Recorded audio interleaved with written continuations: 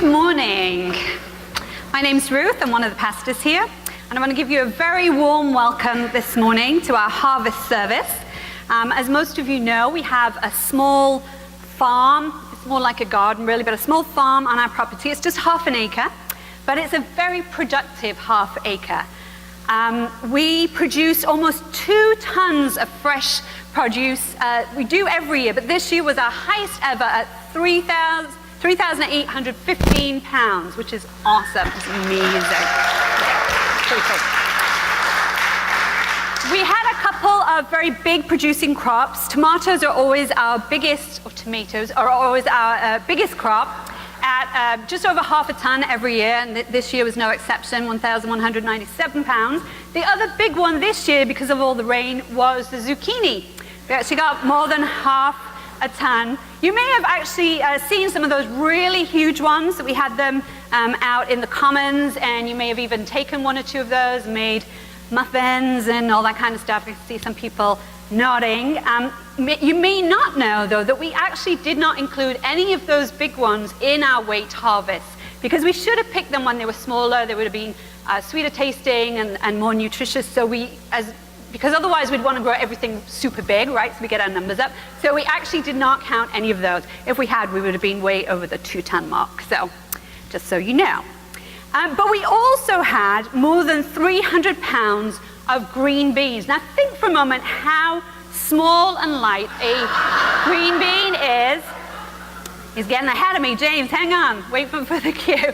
So 1 green bean, actually 300 pounds of green beans is 12,000 green beans, more or less. 12,000, all hand-picked. Most of them by the king of green beans, Mr. Brian Markley. He was definitely the king of green beans, and one of our student volunteers, Natalie Wilson, was definitely the queen of green beans. Between them, they picked probably about 11,500 of those 12,000 green beans. So picking beans is a lot of work. In fact, the farm as a whole is a whole ton of work, no, 2 tons of work. And our community, together with local schools, including the Journey School, which meets in the barn during the week. But other schools, too, have come out and helped us, volunteers from the neighborhood, and of course, many, many people here. And that added up to a total so far of 920 person hours that we have put onto the farm so far this year. And we're not quite finished. We have a couple more plots to till and sow the cover crop for winter. So that is a lot of work. In fact, can you stand if you helped out at all on the farm or with deliveries? This number doesn't even include delivery time. But if you helped at all on any of the farm events or on delivering, thank you to everybody. A lot of work. So why do we do it? Why do we put all this work, all this time and energy into the farm? Well, there are a number of reasons. First, there is so much need in our neighborhood. Maryland is actually the richest state in the country. If you look at the, let me make sure which measure it is, median household income, we're actually the highest in the country. And Montgomery County is the 2nd wealthiest county in Maryland. So we have a lot of wealth in Montgomery County. And yet there is a lot of need, and it's growing. And some of you will have seen these statistics before. I've used them before, but I always think that they're really eye-opening. 70,000 Montgomery County residents depend on SNAP, which is what a lot of people call food stamps. More than 37,000 children are in food insecure families. That means that they're not sure where their next meal is coming from. 1 in 3 kids in public schools qualify for free and reduced meals, and nearly 7% of seniors live below the poverty line of $11,000. I actually don't know how you would even live on $11,000, but there are 7% of seniors who have less than that. So there is a lot of hunger, a lot of poverty, even in our wealthy county. So being able to give fresh, chemical-free produce to people who could not be able to afford to buy that is a wonderful thing. It's a real privilege for us to be able to do that. Quality farmland like we have in this area is actually very hard to get hold of. There's not a lot of it. A lot of it is being built over or is used very intensely. It's in short supply. So we're really fortunate, we're really blessed to have this amazing land and to be able to use it to help our neighbors in need. So we deliver all this, this produce, this 3,100, whatever it was, 3,815 pounds. We delivered it to places like Shepherd's Table. Many of you have been there and volunteered there, and directly to families through 2 distribution sites run by Manna Food, or in coordination with Manna Food. So here you can see delivery at one of those. So giving food away that we've grown ourselves with our own sweat and, I was going to say sweat and tears, hopefully there were not too many tears, sweat and toil, it's deeply meaningful, and it's a way for us to get involved in issues of food justice. Now, 2 tons of food, as impressive as that is, obviously is not going to solve hunger in our county, let alone in Maryland. But it is a way of raising our own awareness and getting us involved in this issue. It encourages to get involved in many other ways. I know many of you support our program with Greencastle Elementary School, where we pack food for children to take home at the weekend. Children who are likely to go hungry at the weekend if they didn't have those food packages. That's another way for us to engage. Many of us have volunteered at Sophia's House, which is a shelter for women in need, and again at Shepherd's Table and other places like this. So this is all the different ways that we can engage in this issue and become more aware of this issue of food justice.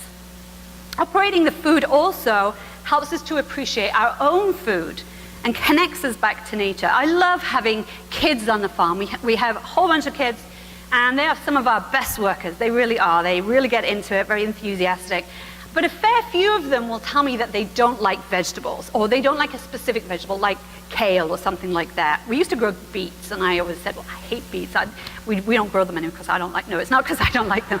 Actually, most people don't seem to like them. But kale and things like that, kids will often say, oh, I don't like them, or even tomatoes or things like that. But when they grow them themselves, often they'll want to try them, because there is something amazing about planting a seed and seeing it grow. And then you realize, wow, food is this incredible gift. It's really amazing.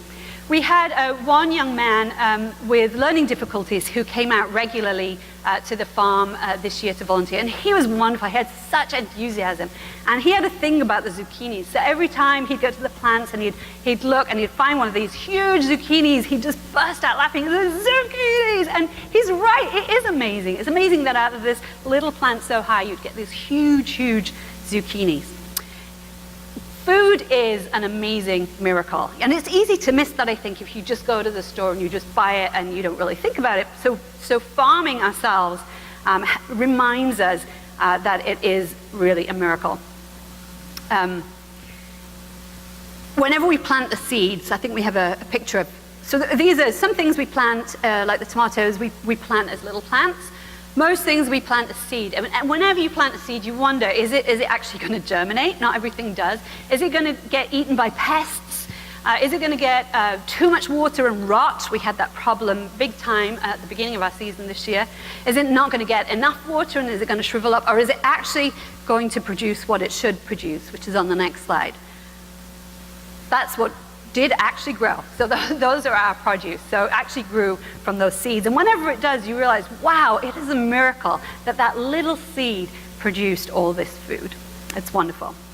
So the farm helps us connect back to nature and to appreciate the fact that we have food, and food is a gift. It's also a great way for us to connect with people outside of our community.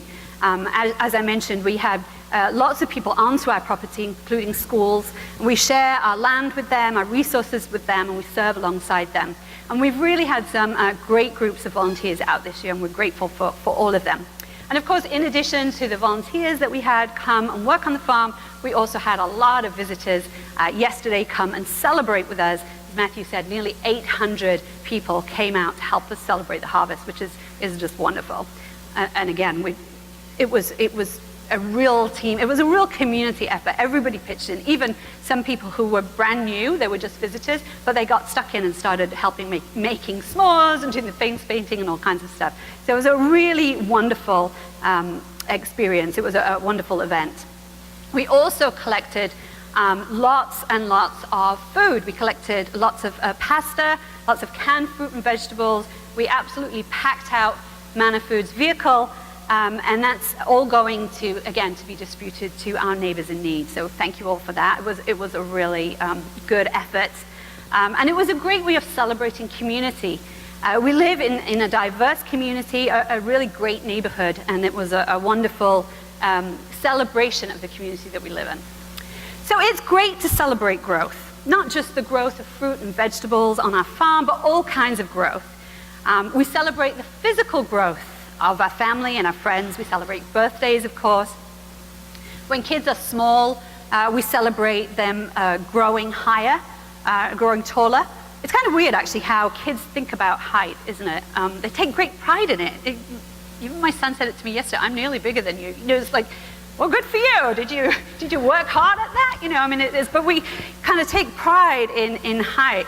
Actually, I remember my other son, I was in the kitchen talking to him, and my birthday was the day before, and I was saying, oh, I've got to get a stool to get something out of the top cupboard because I can't reach it. And he said, he was like 5 at the time. He said, but you had a birthday yesterday, so you probably can now.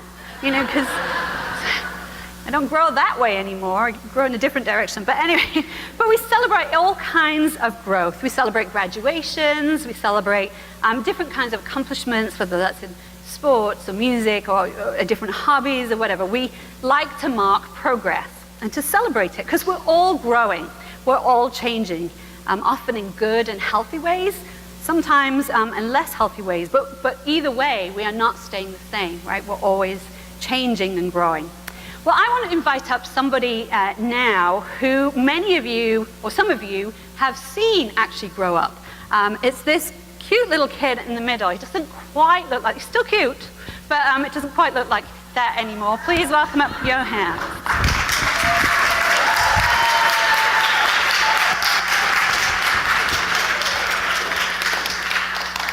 So Johan, thank you for coming up here, very brave. And you've been at this church for a long time, right? Well, clearly. Yeah.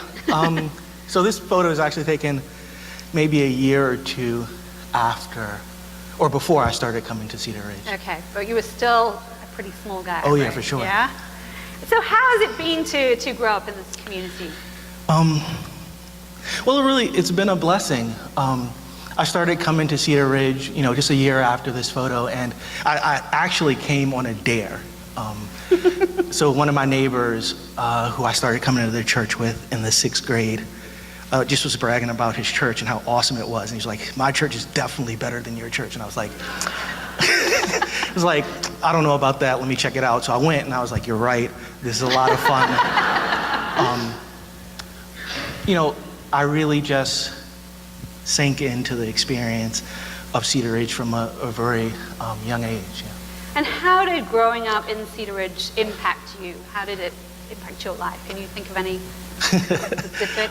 So I've been here for a while, and Cedar Ridge has had a huge impact on my life. And part of the reason why I'm still here is because of that impact. I talked to my wife a little bit about this question, and she reminded me that when I talk about Cedar Ridge with others, the biggest impact and growth in my life has been just helping me become or understand love and become a more loving person, like loving myself, loving my family, loving my friends, and just loving others. And growth in that area is like certainly the biggest way that I've grown here at Cedar Ridge.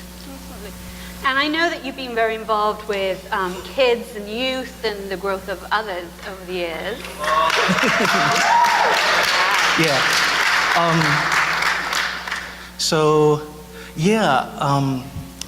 I started, because I had such a great experience here as a member of the youth ministry as a student in elementary school and middle school and high school. I actually knew when I was in high school that I really wanted to work with high schoolers and to be a leader who my students could just see as a mentor, the way that I really looked up to the leaders when I was a high school student. And like I knew that from high school, but I also knew that like I wasn't particularly mature enough to like work with high school students at the time, and that I didn't necessarily have the skills. So I actually started when I was in college, like right after I graduated. I stayed home and went to Maryland and started with the second and third graders Is a while these ago. guys? Yeah, so this is a group of the second and third graders, and I think there may be a student here today from this class, but this not necessarily in the photo. So yeah, that was back in 2099 with the second and third graders at the time. So all through college, I worked with the second and third graders. So another next shot. Yeah, and so that's the middle schoolers. So I work with the second and third graders in college to, to be able to work with youth and to get a better experience of what that was like. When I first started, I really was just a second pair of eyes in the classroom, someone who could hold students' hands or make sure that they didn't just run out of the classroom, to take them down the hall to get a drink of water or use the restroom. And I took a break after college for a couple of years, and then I started again with a group of Next photo. fourth and fifth graders. And I matriculated with them from the fourth and fifth grade all the way through high school, and a couple of them are actually out of high school and in college now, and this is just a really recent photo, of them in high school now. Why did you do that? What was meaningful for you? And because you put in years and years of working with these young people. Why So part of it's personal growth. Starting at a younger age, I could develop some of the skills necessary to really communicate with and build relationships with high schoolers. But also because I really just love working with youth, and it's been a really big blessing to see them, physically grow, like from, knee high to some of them taller than I am. But also seeing them mature and grow as individuals has been a huge blessing. A lot of the things I noticed about them or their personalities hasn't necessarily changed from when they were in the second and third graders. But they have certainly become more mature and are at a point now where they're asking really serious questions and having really serious discussions. I often actually have to step back from some of our discussions because a lot of our high school students have become leaders and will be leading a discussion. I have to realize, this is going fine without me. I just need to step back a little bit and let these guys wrestle with these ideas. And seeing that maturity has been really awesome as well. Great. Thank you so much. Certainly. Thank you.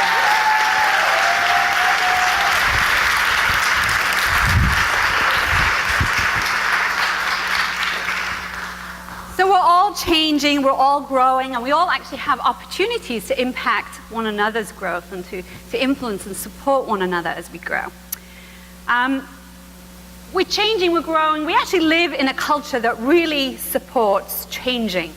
There is no end to the resources that are available if you want to change. There are online tutorials and books about how to change pretty much every aspect of your life, and that can include skills that you didn't know you were meant to have. For example, these are all real book titles. I didn't know that I was meant to be able to knit with dog hair. Apparently that's a thing, so if you want to gain more skills, you can get a book on that. Or if it's about how to change your financial position, there are lots of ways to do that you can find about. Obviously, if you want to change your body, there is no end to the kind of books and magazines and all kinds of resources. This one looks foolproof to me. Lost weight in less than 3 weeks with homemade drink. I don't see how that can not work, really. Or ones about being cooler, and definitely they look really cool to me. It's not that hard to get published, I think.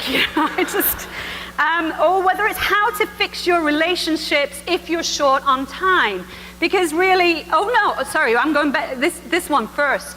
I don't even have anything to say about this one. This is not even an old book, so let's just move it on. If you need to fix your relationships and you're short on time, there's a book for you. You know, because if it takes more than 5 minutes, I don't think you're doing it right, you know. So, or if you want to fix your prayer life, your spiritual life. I didn't know that there was prayer that forces God into action, but there you go. So there are all kinds of ways that we can grow and change. We're bombarded with these kind of messages, right? That we need to be richer and smarter and more beautiful and more successful and more popular, and just generally we need to be better than we are. And we see it in advertising, we see it on billboards and magazines, and it's on TV and it's in the movies, and it's easy to think that we're never good enough. You know, there's always more that we should be. We're just never enough. And I think as followers of Jesus, it can sometimes feel that way too. We probably all felt like we should be serving more, and we should be giving more, and we should be talking to our neighbors more, and at the same time we should be praying more, and we should be more contemplative, and we should be kinder, we should be nicer, and we should be more patient. And it's just, sometimes it can feel exhausting. Have you ever felt like that? Like, you're never gonna get there, it's too much. To people who felt like that, Jesus had this message. Are you tired, worn out, burnt out on religion? Come to me, get away with me, and you'll recover your life. I'll show you how to take a real rest. Walk with me and work with me. Watch how I do it. Learn the unforced rhythms of grace. I won't lay anything heavy or ill-fitting on you. Keep company with me, and you'll learn to live freely and lightly. So the learning and the growing and the changing that Jesus promises is not this forced thing, it's not a heavy thing, it's not this task list that you're just never going to get through. It's not a set of self-help manuals, it's an apprenticeship, it's a relationship. Come to me, Jesus says, walk with me and work with me. Watch how I do it. Learning to live like Jesus is a life-giving process. It's something that brings joy and peace and real rest. Because it starts from a knowledge that we are loved. We are loved just as we are. With all our failures and our brokenness and our weaknesses and our disappointments, we are totally, unconditionally, totally loved by God. We read this in Jeremiah. This is God speaking. God says, I have loved you with an everlasting love. I have drawn you with unfailing kindness. A more modern translation translates it this way. I've never quit loving you and never will. Expect love, love, and more love.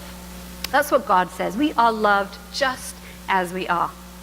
And because we are loved, we are invited into a process of growth and transformation that leads to a life that isn't a heavy burden, but it is restful. It's a life that can be lived freely and lightly, as we read in that passage. It's because we're loved and accepted just as we are, that we can choose to learn from Jesus, knowing that we're going to make mistakes, we're going to come up short, and that's okay, because Jesus is with us, keeping company with us, as it said in that passage. So what does growing to be more like Jesus look like? We read about that in Galatians. What happens when we live God's way? God brings gifts into our lives, much the same way that fruit appears in an orchard. Things like affection for others, exuberance about life, serenity. We develop a willingness to stick with things, a sense of compassion in the heart, and a conviction that a basic holiness permeates things and people. We find ourselves involved in loyal commitments, not needing to force our way in life, able to marshal and direct our energies wisely. Legalism is helpless in bringing this about. It only gets in the way. This is a healthy way to live. Probably as we read that passage, we think, yeah, I want to live like that. It's not something that someone's going to tell you you have to do. It's something that we think, that sounds good. That sounds like a good way of living. It sounds like something that would bring me joy. It sounds like it would bring joy to people around me. The writer here is Paul, one of the early leaders of the church. And he describes these life characteristics as being like fruit that grows in an orchard, or perhaps we might think like the fruit and vegetables that grow on our farm. How do they grow? Well, ultimately, as we were saying, they're a gift from God. God makes them grow. It's not us. But at the same time, as we looked at, we've also put in a lot of labor. It doesn't mean that we don't do anything. We work too. So Paul says, God is ultimately the one who causes us to grow, to become more like Jesus, and brings about these gifts of affection and exuberance and serenity and so on. But we too need to cooperate. Jesus said, walk with me and work with me. It takes work, but it takes effort, but it isn't heavy, oppressive work. It's life-giving work. It's work that is ultimately joyful and restful. Many of us are probably more familiar with this passage in a more traditional version, like the New International Version. But the fruit of the Spirit is love, joy, peace, forbearance, or patience, we often say, kindness, goodness, faithfulness, gentleness, and self-control. Against such things there is no law. So this is what Jesus wants our lives to look like, to be marked by these things: love, joy, patience, etc. Obviously, this is not a complete, exhaustive list. This is just illustrative of the kind of healthy life that God wants for us, a life like the one that Jesus lived. So what we're going to do now is we are going to actually think about each of these fruit of the Spirit, and we're going to do that by going to stations at the sides. So you'll see there are fruit at the sides, and when you came in, you should have got one of these pieces of paper. If you didn't, there's plenty here. And we're going to take some time. We'll take quite a bit of time, so you don't feel you need to hurry. And you can go to each of these stations. You don't need to take them in order, so go to one where there's not a lot of people. And take some of the fruit and read, unless you don't like it, it's not compulsory, but if you would like to, take some of the fruit. There's plenty of fruit, so don't worry about that. And read the words on the sheet and do the exercises. Often it's a prayer to pray. So we're going to take some time to do that. There is just one change. There's faithfulness here is cherries. After going to 8 different grocery stores yesterday, I realized cherries are finished for the season. So that was unfortunate.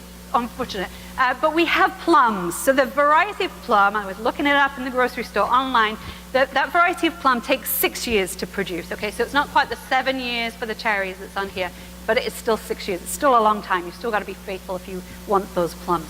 So those are plums. Everything else is as it says on your sheet. So we're going to do that. Let's just say a prayer before we do that. God of the harvest, we thank you for all the life-giving fruit that you cause to grow. We thank you so much for the fruit and the vegetables that grew on the farm. We thank you for all the food that we have to eat. We thank you that we are blessed people. We are fortunate people that have so much to be grateful for. We also thank you for the fruit that you are producing in our own lives. We know that we are changing, we are growing, and we thank you that you are present with us, that you are working within each and every one of us. Sometimes we know that, and sometimes we don't know that, but we do thank you that you are at work in us, and we rejoice with you that we are loved as we are, but we are also changing.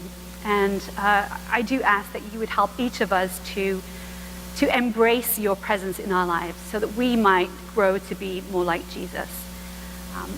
Help us to keep company with you, to walk with you and work with you, that we might get to live lives that can be lived freely and lightly. Amen.